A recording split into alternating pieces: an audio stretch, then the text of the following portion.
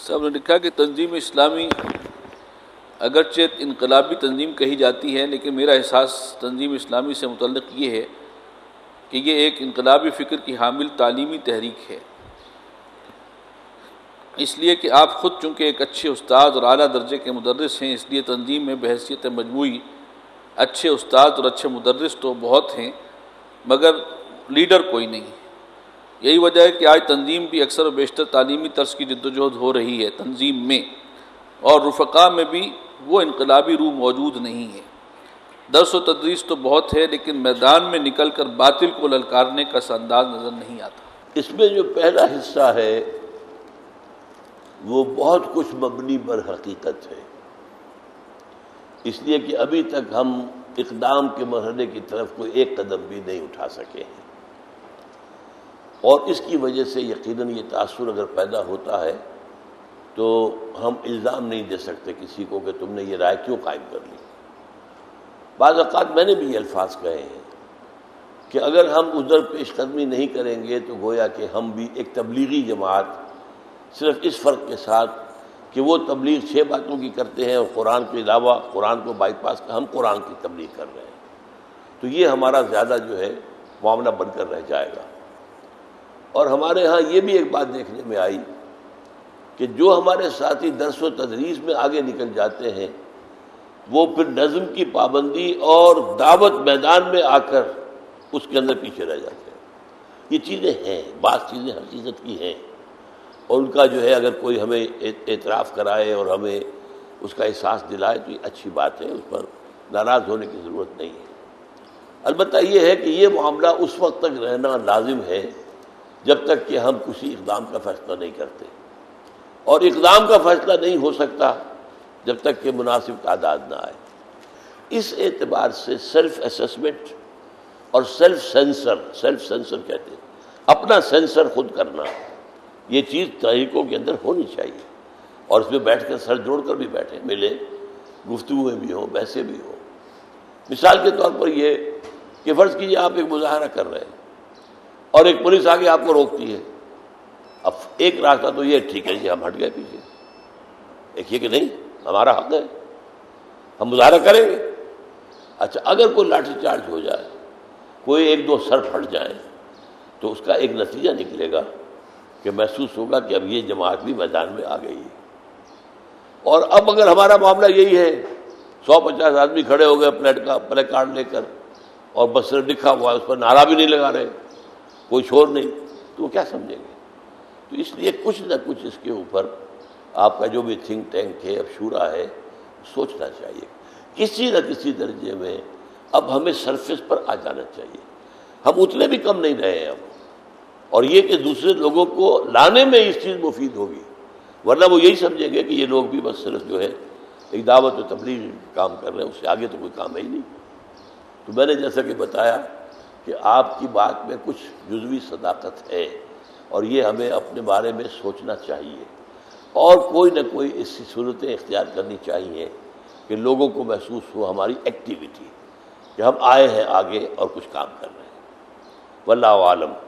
اور یہ مجھے بہرحال کیونکہ میں اب شورا میں تو نہیں ہوں، یہ شورا کا رکن تو میں ہوں، لیکن شورا میں شرکت میں نہیں کر سکتا، 4 گھنٹے 5 گھنٹے جو ہے روز میرے لیے بیٹھنا ممکن نہیں ہوتا اب، تو کبھی کبھی میں شورا میں جاتا ہوں، لیکن یہ کہ اصحاب شورا کو ان معاملات کے اوپر سوچنا چاہیے، میرا یہ مشورہ ہے۔ باقی بہرحال فیصلہ تو وہی ہوگا جو شورا کرے گی۔ اس میں ایک چیز عرض کروں کہ باطل کو للکارنے کے حوالے سے ہم نے جو موقف جس انداز سے اختیار کیا ہے آج کل حکومت کی پالیسی اور فوج کے، میرا خیال ہے وہ شاید آپ کی نظر سے نہیں گزرا۔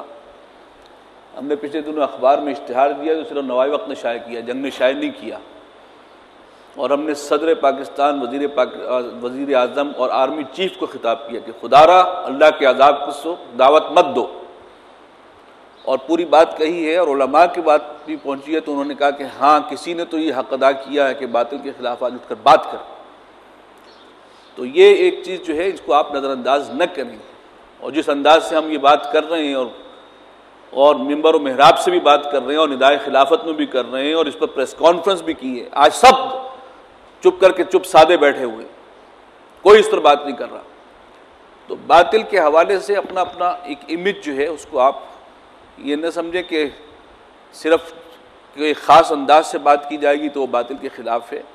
اس وقت سب سے بڑا باطل یہ ہے جو پاکستان پر مسلط ہے، اور الحمدللہ کہ تنظیم اسلامی اس پر بات کر رہی. محمد اشرف صاحب ہیں حلقہ شرقی پنجاب سے، کہ آپ کا نظریہ یہ ہے ڈاکٹر صاحب کہ اونچے طبقے کو آپ دعوت دے رہے ہیں، لیکن حضور صلی اللہ علیہ وسلم کی دعوت کو پہلے عام لوگوں نے مانا ہے، اس کی وضاحت فرمائیں. یہ ایک مغالطہ ہے جو بہت سیرت کے بارے میں لوگوں میں ہے. حضور کی دعوت پر سب سے پہلے ایمان لانے والا شخص ابو بکر، کیا وہ عام لوگوں میں سے تھا؟ وہ وہاں کی ہائرارکی میں بہت اونچے مقام پر. آپ قبائلی زندگی میں سوچ سکتے ہیں کہ قتل کا فیصلہ جو ہوتا ہے وہ کس قدر سینسٹیو ہوتا ہے قتل کے مقدمے پر. وہ منصب تھا ان کے پاس. پھر عشرہ مبشرہ یہ سب اس کے وہاں کے ایلیٹ کے لوگ تھے. سعید ابن زید، طلحہ، زبیر، عبد الرحمن ابن عوف، یہ کون لوگ ہیں؟ تو سب اب اصل میں زیادہ نمایاں جو ہو گیا معاملہ، کیونکہ ان لوگوں کو مار نہیں پڑی. ان کو کون مارے گا؟ یہ تو خود قریش کے سرداروں میں سے ہیں. لیکن یہ کہ مارے پڑی ہیں عوام پر، غریبوں پر. ان کو جس طریقے سے گھسیٹا گیا سڑکوں کے اوپر اور مارے گئے درے، اور پھر ان میں سے شہید بھی کیے گئے، تو اس لیے وہ زیادہ نمایاں ہے. ورنہ آپ مجھے سوچئے عشرہ مبشرہ میں سے کوئی عوام میں سے ہے، نچلے طبقے سے؟ کوئی بھی نہیں. عشرہ مبشرہ تو ٹاپ کے صحابہ ہیں نا، 7 10، یہ سب اسی طبقے سے متعلق. ایک صاحب لکھ رہے ہیں کہ ایک بھائی نے سوال کیا تھا کہ اقامت دین کی جدوجہد کے لیے کم از کم کتنا وقت دینا چاہیے؟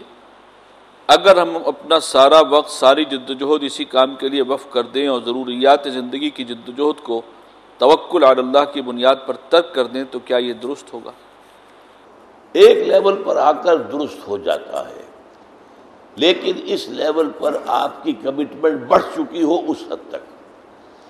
اگر آپ کی ابھی وہ گہرائی نہیں ہے اتنی اور آپ نے کوئی جذبات میں آگے قدم اٹھا دیا تو آپ پچھتائیں گے.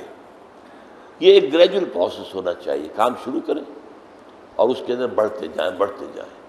ایک وقت ہو سکتا ہے کہ پھر آپ کو واقعتاً اپنے پورے دلی انشراح کے ساتھ آپ بالکل اپنے آپ کو فارغ کریں گے. میری اپنی ذاتی مثال موجود ہے.